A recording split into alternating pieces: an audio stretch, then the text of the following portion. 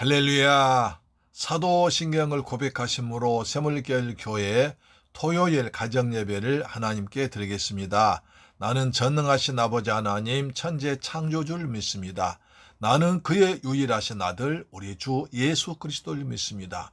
그는 성령으로 잉태되어 동정녀 마리아에게서 나시고 본디오 빌라도에게 고난을 받아 십자가에 못 박혀 죽으시고 장사된 지 사흘 만에 죽은 자 가운데서 다시 살아나셨으며 하늘에 오르시어 전능하신 아버지 하나님 우편에 앉아 계시다가 거기로부터 살아있는 자와 죽은 자를 심판하러 오십니다.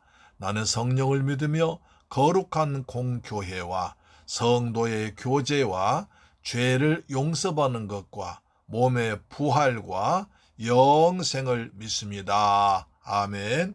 찬송가 208장입니다. 내 주의 나라와 주 계신 성전과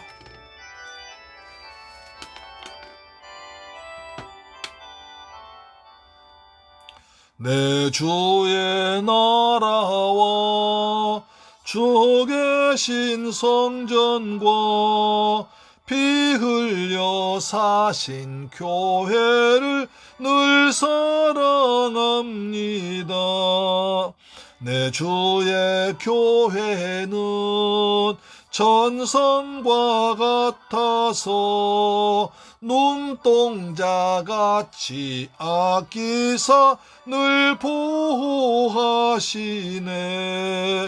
이 교회 위하여 눈물과 기도로 내 생명 다하기까지 늘 봉사합니다.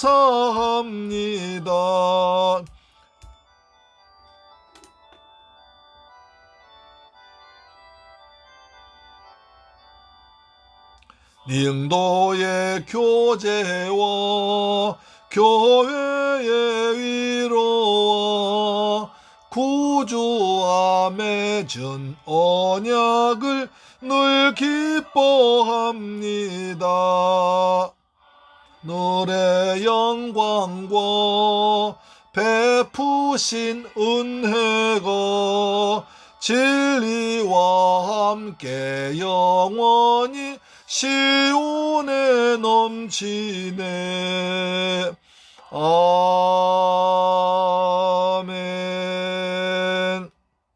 할렐루야. 하나님 말씀 보겠습니다. 요한계시록 3장 4절로 6절 말씀이 되겠습니다.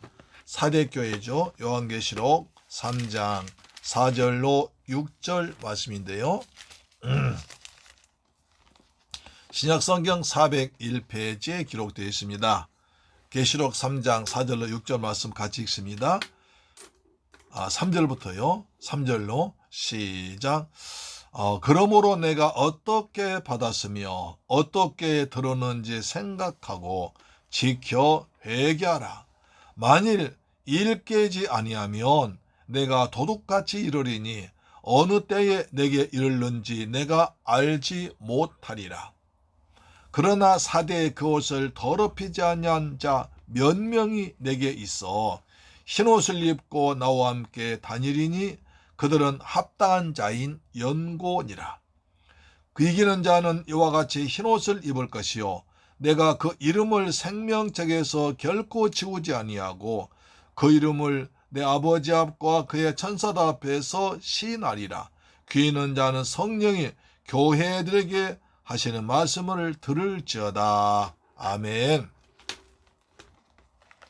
사랑하는 새물교회 가족 여러분, 그리고 이 방송 청취자 여러분, 한 주간 동안 주님의 은혜 안에서 평안하게 잘 지내셨습니까? 우리는 그동안에 월요일날부터 토요일날까지는 월요일날부터 금요일날까지 계속 다니엘 기도를 통해 선이 받았습니다. 그래서 다니엘 기도일 계속되기 때문에 가정예배를 생략하고요. 토요일날도 가정예배를 하지만 그러나 저희 교회에서는 이제 가정예배 대신에 주일 말씀이 더 중요하기 때문에 주일 내일 선포될 말씀을 미리 읽는 가정예배를 드리고 내일 강단에서 이 말씀을 가지고 선포하고 그리고 주일날 밤에는 또 다시 다니엘 기도회 하겠습니다. 좀 복잡하지만 그렇게 하는 것이 우리 교회 형편에 맞을 것 같고 우리 신앙 성장과 성숙과 은혜 받는데 도움될 것 같아서 그렇게 진행하고 있습니다. 혹시 우리 교회 다니지 않으면서도 이 가정예배 드린 분들은 좀 그동안에 가정예배를 빠져 대단히 죄송합니다. 그러나 이제 다니엘 기도회 22일 날 끝나니까 그때 끝난 뒤에는 다시 가정예배 계속 드릴 것이니까 그동안은 다니엘 기도회 유튜브나 극동방송이나 또는 이제 CTS나 CBS 들어가시면 나옵니다. 가서 은혜 받으시고요. 다시 이제 가정예배 때 만나뵙기를 원합니다. 아멘. 오늘은 요한계시록 3장 3절부터 6절까지 말씀이 되는데요. 우리는 지난 시간에 사도교회를 살펴봤죠. 사도교회는 앞서 살펴본 바와 같이 로마 정부로부터 황제 숭배를 강요당하거나 다른 교회처럼 로마 정부로부터 핍박을 받거나 간섭받거나 또는 이제 다른 신, 우상 숭배하라는 그런 권유도 받지 않았습니다. 유대인들로부터 핍박을 받지도 않았습니다. 이단들로부터 공격을 당하지도 별로 않았습니다. 또 지형적으로 절벽과 강을 끼고 있었기에 적이 터들지 못했습니다. 그런 반면에 아주 비단 옷감을 잘 만들어서 많이 수출했고요. 그 다음에 이제 그물캐서 앞에 강이 있는데 거기서 그물캐서 돈이 흘러 돈이 넘쳤습니다. 흔히 뭐 개도 수표 물고 다닌다고 그러잖아요. 그 정도로 옷감 팔아서 그리고 그물캐서 돈이 많이 벌어졌습니다. 그래서 그 바벨론 수도 수산에서부터 이 사대까지 오는 도를 왕의 도로라고 했습니다. 옛날 왕이 다니는 동로였습니다. 그래서 그 길 통해서 많은 물자가 오갔고 교통이 이루어졌고 무역이 이루어졌죠. 마치 동양에서 페르시아까지 가는 길 비단 도로 실크로드라 가듯이 여기는 이제 이스라엘에서는 중동에서는 왕의 도로가 사대까지 갔던 것입니다. 그 정도로 무역이 발달한 돈이 흘러넘치는 그런 도시였습니다. 자, 이렇게 모든 것이 풍족하고 넉넉하고 안정됐기 때문에 별로 급한 것이 없습니다. 아쉬울 것이 없습니다. 마치 우리나라가 60년대 70년 초반에도 교회에 모여들어서 그냥 인산인해 이러면서 부르짖어 기도했습니다. 새벽 기도는 빠짐없이 하고 그 다음에 금요일날 찬양 기도 와서 계속 부르짖어 기도했습니다. 왜? 내일 당장 때거리가 없고 가난하기 때문에 하나님의 도움이 절실히 필요한 거예요. 그래, 하나님 도와주세요. 하나님 내일 먹을 것이 없어요. 우리 애들 학자금이 없어요. 라고 부르짖고 간절히 기도했습니다. 그렇지만 지금은 어느 정도 생활이 안정되고 또 특별히 뭐 다급한 것이 별로 없기 때문에 기도 열기가 점점 식어져 가고 있습니다. 그래서 그 모습과 똑같은 거죠. 그러나 이제 이 사대교회는 교회 건물도 잘 지었습니다. 그 교회 유적터를 교회 이제 지금 터만 남은데 가본 사람 하여튼 사도교회 터가 제일 화려했다고 말하고 있습니다. 행사도 많이 했습니다. 화려한 행사죠. 그렇지만 그 속에 주님이 계시지 않는, 그래서 예수께서 말씀하기를 살았다고 하지만 죽은 교회라 그렇게 평받았던 교회거든요. 자, 그러면 마치 주님의 도우심 없이도 잘 돌아가는 그런 교회였습니다. 자, 그래서 이런 교회 주님께서 뭐라고 말씀하셨나? 우리 지난 시간에 봤었죠? 다시 3절 다시 보겠습니다. 3절도 중요할 때 모르겠습니다. 3절입니다. 그러므로 내가 어떻게 받았으며 어떻게 들었는지 생각하고 지켜 회개하라. 만일 일깨지 아니하면 내가 도둑같이 이르리니 어느 때에 내게 일런지 내가 알지 못하리라. 여기서 생각하라는 것입니다. 네가 어떻게 복음을 받았으며 어떻게 죄사함 구원받았으며 어떻게 말씀을 들었는지를 생각하라는 것입니다. 그렇다면 어떻게 들었을까요? 사대에 어떻게 해서 복음을 전파됐을까요? 정확한 기록은 없지만 그러나 성경을 통해서 확인할 수 있는 것은 사도 바울이 아시아 에베소 지방 가서 복음 전할 때 전파되었다. 그렇게 볼 수 있습니다. 사도행전 19장 10절을 보면 이렇게 말씀하죠. 어떤 사람들은 마음이 굳어 순종하지 않고 무리 앞에서 이 도를 비방하거늘 바울이 그들 떠나 제자들 따로 세우고 두란노 서원에서 날마다 강론하니라. 두 해 동안 이같이 하니 아시아에 사는 자는 유대인이나 헬라인이나 다 죄 말씀 듣더라.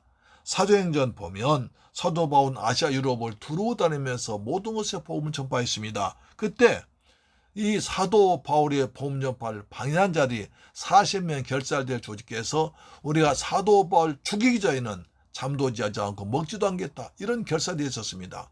그래서 그들은 바울 쫓아다니면서 바울이 가는 곳마다 복음 전파를 방해했습니다.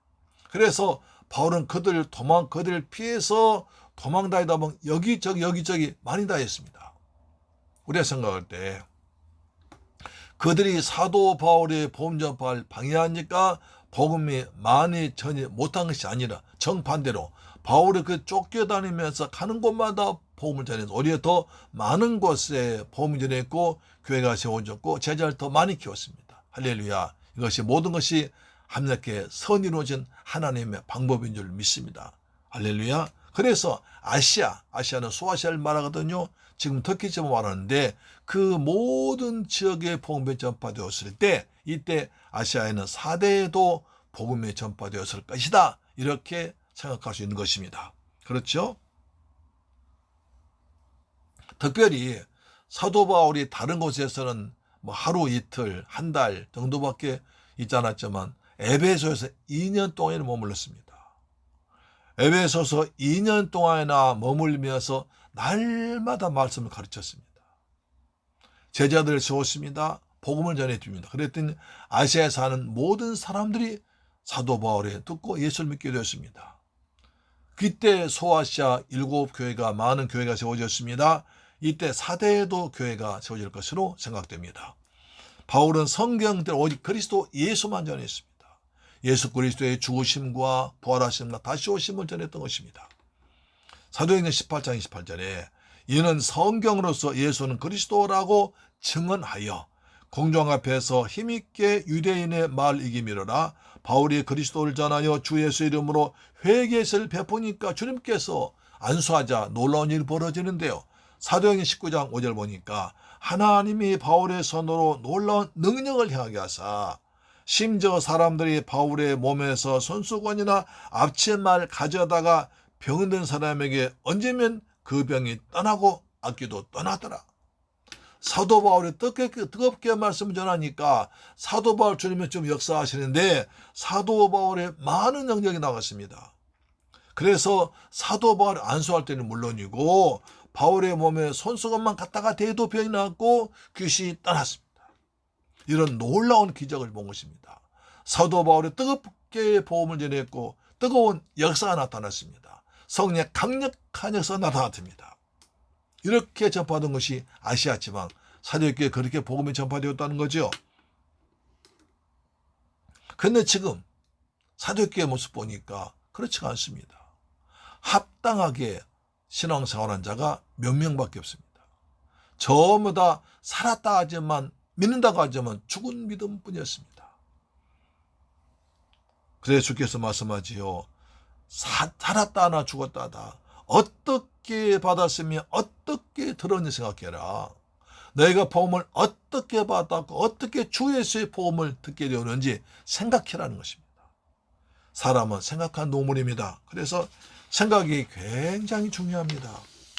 자, 창세 보면 6장 5절에 여호와께서 사람의 죄악이 세상에 가득 참과 그의 마음으로 생각하는 모든 계획이 항상 악할 뿐이 보시고 노아시대 때 온 세상이 죄로 가득 차고 타락했는데 왜 그러냐? 사람의 마음에 생각이 악했기 때문에 모든 것이 악했다. 생각이 악하니까 모든 행동 악해졌고 죄가 심해졌습니다. 그들의 마음속 생각하는 모든 게 항상 악할 뿐이었어. 그래서 죄가 세상에 가득 찬 것입니다. 요한복음 13장 2절 보시면 마귀가 벌써 시몬의 아들 가룟유다의 마음에 예수를 팔려는 생각을 집어넣었더라. 마귀가 사탄이 유다의 마음에 예수를 팔려는 생각을 집어넣으니까 생각이 들어오니까 유다는 그 생각에 의해서 예수를 팔아먹은 겁니다. 따라서 생각이 사람을 지배합니다. 그 사람의 생각이었다면 그 유인도 그러하다고 잠언서는 말한 것입니다. 그래서 로마서 8장 6절은 말합니다. 육신 따른 자는 육신의 일을, 영을 따른 자는 영의 일을 생각하나니 육신의 생각은 사망이요 영의 생각은 생명과 평안이니라. 우리 육신의 생각이 아니라 영의 생각으로 예배 듣고 말씀 받기를 주의 이름으로 축원합니다. 아멘. 아브라함이 이삭을 바칠 때 어떤 생각이었을까요? 아브라함은 무려 25년간이나 기도하고 기도해서 얻은 아들입니다. 그런데 그 아들 하나님께서 어느 날 오셔서 아브라함아, 네 사랑하는 아들 독자 이삭을 번제로 바치라는 것입니다. 말도 안 된 하나님의 명령이지만 그 말씀 받고 아브라함의 무슨 생각이 들었을까요? 히브리서 11장 18절입니다. 그에게 이미 말씀하기를 내 자손이라 칭할 자는 이삭으로 말미암으리라 하셨으니 그가 하나님의 능히 이삭을 죽은 자 가운데서 다시 살릴 줄로 생각한지라. 비유컨대 그를 죽은 자 가운데서 도로받은 것이니라고 합니다. 아브라함은 하나님의 명령을 받자 하나님을 원망하지 않고 전에 하나님 하셨던 축복의 말씀을 생각합니다. 내 자손이 하늘의 별처럼 바닷가의 모래같이 번성할 것이다. 이 말씀 생각합니다. 그래서 그 말씀 믿고 아무런 주저함 없이 가까운 이삭을 번제로 바칩니다. 내가 자식을 드리면 하나님께 약속하신 말씀대로 다시 살려주실 것을 믿고 부활신앙 가진 겁니다. 하나님은 그렇게까지 소중한 이삭까지 바치는 순종의 믿음을 보시고 이제야 내가 나를 진심으로 경외하는 줄 알았다. I know 하시면서 칭찬하십니다. 그리고 이삭을 죽은 자 가운데서 도로 주셨습니다. 그 후에 아브라함은 여호와 이레의 복을 받아 일생 동안에 평탄한 삶을 산 것입니다.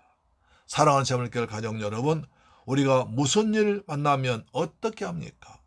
먼저 전에 이런 일과 비슷한 생각합니다. 여러 가지 생각합니다. 생각하기 전에 하나님의 말씀이 생각나기를 주의 이름으로 축원합니다. 하나님 말씀 듣고 기도할 생각이 나기를 주의 이름으로 축원합니다. 아멘. 무슨 일 만나면 자꾸 사람에게 전화 걸고 전화 돌리고 인터넷 찾아보고 물론 그것도 필요합니다. 그러나 더 중요한 것은 하나님의 말씀. 하나님께 내 찾아을 아뢰겠다. 전능하신 하나님, 내 기도의 응답하신 하나님께 기도해야겠다. 그런 마음이 들어가서 믿음으로 문제를 대할 때 하나님께서 우리의 생각을 보시고 마음의 중심을 보시고 응답하시고 그 문제가 변해서 축복으로 바뀔 줄로 믿습니다. 아멘. 두 번째, 옷을 더럽히지 말고 흰 옷을 입으라고 하십니다. 3장 4절이에요. 그러나 사대에 그 옷을 더럽히지 아니한 자 곧 몇 명이 내게 있어 흰 옷을 입고 나와 함께 다니리니 그들은 합당한 연고라. 예수님은 사대교회를 평가하실 때 죽은 신앙이라고 평가하셨습니다. 많은 물질과 전쟁 없는 평안함과 안락함에 취해서 형식뿐인 껍데기 신앙, 죽은 신앙이었습니다. 그런데 7연가지신 주님께 살펴보니까 아직도 몇 명이 살아있는 신앙, 합당한 신앙 성원을 보았습니다. 그들은 더러운 옷을 입은 것이 아니라 깨끗한 흰 옷을 입고 있었습니다.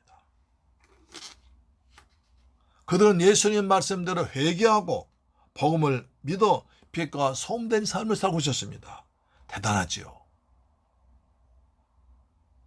그래서 그 몇 명 때문에 하나님께서 사대교회에 복을 주신 것입니다. 그들은 흰 옷을 입고 있었습니다. 성경에서 옷이 대단히 중요합니다. 옷은 그 사람의 신분을 상징합니다. 왕은 자주색 옷을 입습니다. 왕임 상징합니다. 우리나라에도 옛날 어렸을 때 색동저 옷 입잖아요. 남자들은 도린옷 입잖아요. 왕을 상징합니다. 그래서 옷이 신분을 상징하는데 그들은 흰 옷을 입고 있었습니다. 옷이 얼마나 중요한지 아십니까? 누가복음 보면 아버지의 재산을 가지고 멀리가 탕진한 둘째 아들 돌아온 탕자가 돌아왔습니다. 아버지의 그 많은 재산 다 가지고 다 탕진하고 돌아왔지만 아버지는 그 아들 발견합니다. 그리고 나서 말합니다. 여봐라. 종되어 말합니다. 누가복음 15장 22절에 아버지는 종들에게 이르되 제일 좋은 옷을 내어다가 입히고 손에 가락지를 끼우고 발에 신을 신기라 합니다. 우리도 회개가 돌아오면 주님 우리에게 더러운 옷을 벗기고 의와 진리의 예수 그리스도의 옷을 입힐 줄로 믿습니다. 회개는 죄의 더러운 옷에 의의 옷으로 바꿔지는 것입니다. 구약성경 스가랴에서 보면 놀라운 말씀이 있는데요. 스가랴 3장 1절 보시면 대제사장 여호수아는 여호와의 천사 앞에 섰고 사단은 그의 오른쪽에 서서 그를 대적하는 것을 여호와께서 보이시니라. 여호수아가 더러운 옷을 입고 천사 앞에 서 있는지라 여호와께서 자기 앞에 천사들에게 말하되 그 더러운 옷을 벗기라 하시고 여호수아에게 이르시되 내가 내 죄악을 제거해 버렸으니 내게 아름다운 옷을 입히라 하십니다. 하나님 앞에 천사가 있습니다. 그 다음에 대제사장이 있습니다. 사탄이 있습니다. 근데 대제사장 여호수아 옷이 더럽습니다. 사탄은 그걸 청조합니다. 대적합니다. 그래서 주 여호와께서 말씀, 천사야, 저 여호수아의 옷을, 더러운 옷을 벗고 아름다운 옷을 입히라. 새 옷을 입혀주고 머리에 관을 씌워준 것입니다.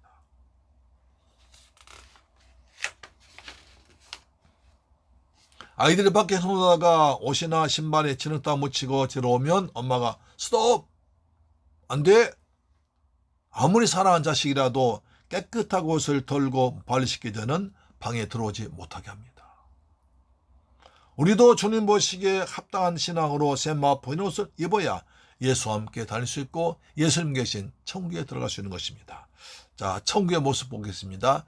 히브리서 7장 14절, 계시록 7장 14절입니다. 내가 가로되 내 주여 당신이 알리다니 그가 나더러 이르되 이는 큰 환난에서 나오는 자들인데 어린 양의 피에 그 옷을 씻어 희게 하였느니라. 천국에서 나온 사람 보니까 14만 4천 보니까 무슨니까 큰 환난 당했는데 어린 양의 피에 씻어서 흰 옷 입고 있습니다. 천국에 들어온 사람은 환난 이겨 들어온 사람들입니다. 예수 그리스도의 피로 더러운 옷을 씻어서 깨끗한 세마포 흰옷을 입은 사람들인 줄로 믿으시 바랍니다. 흰옷이란 뭡니까?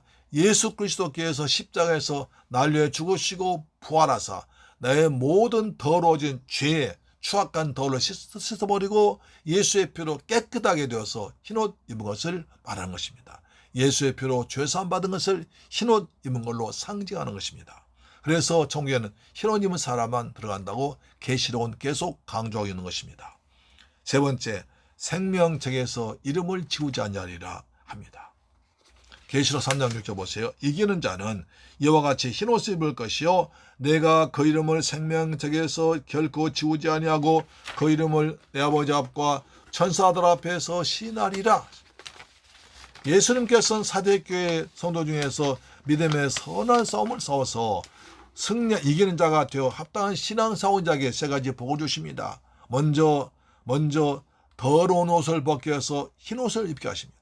두 번째, 생명책에서 그 이름을 지우지 않습니다. 세 번째, 하나님 아버지 앞과 천사 앞에서 그 이름을 시인해 줄 것을 약속하셨습니다. 생명책에서 이름이 지워버린 사람이 있습니다. 예수 그리스도의 보혈로 구원받았지만, 예수님의 사랑으로 은혜로 구원받았지만, 그러나 하나님 백성답게 살지 않고 자꾸 우상 숭배하고 그 이름을 통해서 살지 아니하면 하나님께서 생명책에서 지워버린다는 것입니다.